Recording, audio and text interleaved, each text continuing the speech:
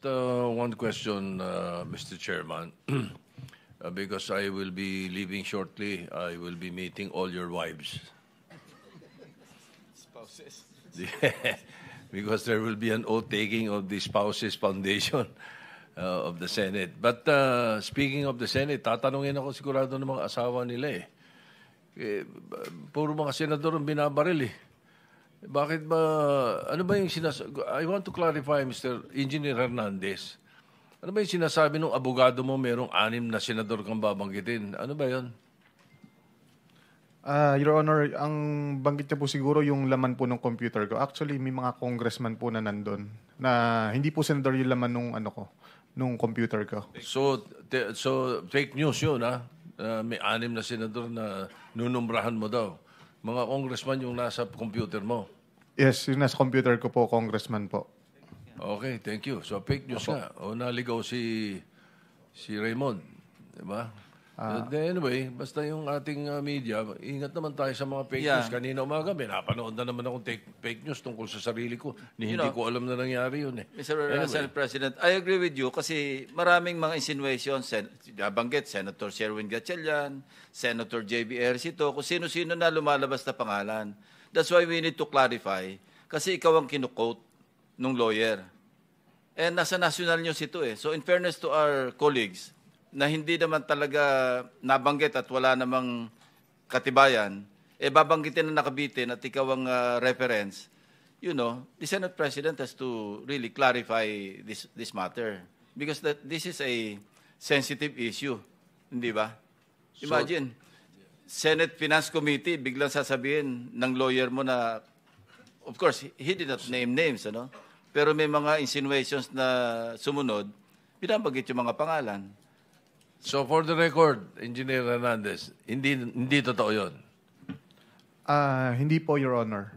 All right, thank you. Mr. Chair, follow up ko lang doon. Hindi na, Kahit na time ko na. Time mo na yan. May 7 minutes ka. Bryce, during the interview na abogado mo, si Raymond Porton, Attorney Porton, sinabi niya na pinagalitan ka pa daw niya. Bakit ka daw namimili kung sinong sasabihin mo? Totoo ba ito? Hindi po, Your Honor. Ako po ang nagalit sa kanya kasi mali po yung information na lumabas. Ikaw ang nagalit sa kanya? Hindi naman po. Pero sa interview niya, sabi niya, pinapagalitan ka niya dahil namimili ka lang kung sinong ilalaglag mo. Hindi lahat sinasabi mo.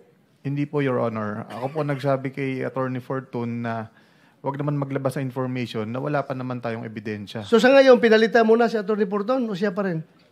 Siya pa rin po, Your Honor. Oh, siya pa rin. Tapos hindi kayo magkakaintindihan. Ano ba ito? Patuloy pa rin ang inyong relationship kahit na nagkababanggaan kayo? Sinabi ko naman po na pag inulit niya pa po, hindi ko na po siya ko-consider, Your Honor. Mr. Chair, may I move that next hearing, Atty. Porton be invited here? Because mabigat yung sinabi niya, Mr. Chair. Ito'y parang sort of... Consult tayo sa legal kasi abogado lawyer Yeah, we have to invite him as... Lawyer-client relationship. Tingnan natin. Tatanong muna tayo sa mga abogado. Hindi tayo abogado pareho We have to invite him as a resource person, Mr. Chair.